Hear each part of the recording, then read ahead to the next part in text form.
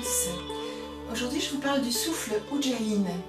Alors, Ujjayin, c'est un souffle qu'on peut faire à part entière, un pranayama, avec une façon d'aspirer, de retenir l'air, etc., etc. Ça, on le verra plus tard. Mais c'est aussi quelque chose qu'on peut introduire dans sa pratique quand on fait une posture, par exemple. Alors, l'étymologie nous dit que Ujjayin veut dire victorieux. Quand on se penche sur le sanskrit, on se rend compte que, en fait, Ujjayi, c'est une ville, l'une des villes qui aurait reçu dans la mythologie indienne une goutte de l'amrita, nectar d'immortalité des dieux.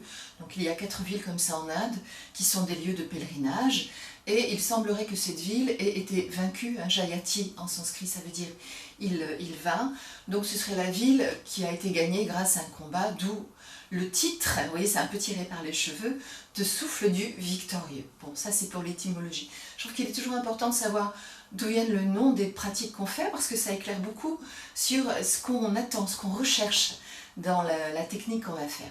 Donc là, simplement, je vous propose de faire ce souffle, par exemple, si vous faites une posture, vous allez simplement faire frotter l'air dans la gorge. Alors pourquoi?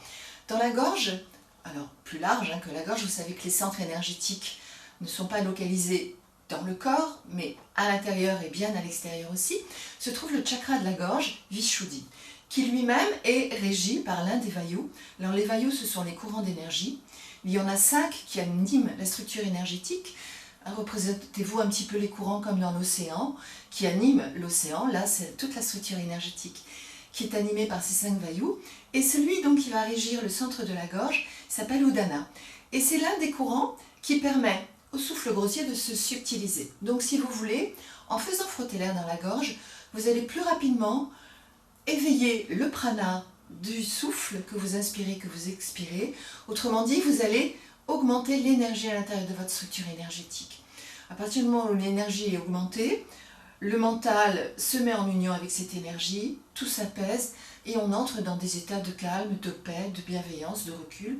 Alors, pas si on fait 2 minutes, mais à force de faire, de refaire, hein. C'est comme en musique, si vous jouez un instrument une fois par mois, il ne se passera pas grand-chose. Si vous vous y mettez un petit peu tous les jours, ne serait-ce que 10 minutes, vous allez effectivement pouvoir aborder un répertoire beaucoup plus large. C'est exactement pareil en yoga. Donc, on contracte légèrement la gorge et on fait frotter l'air à l'inspire et à l'expire. Donc on n'est pas obligé de le faire systématiquement, mais de temps en temps dans les postures, au début c'est bien parce que ça va vous permettre justement d'éveiller l'énergie, cette fameuse énergie du prana, dont je parle d'ailleurs dans une autre vidéo. Voilà. N'hésitez pas si vous avez des questions, des commentaires, je me ferai un plaisir de vous y répondre. À très bientôt.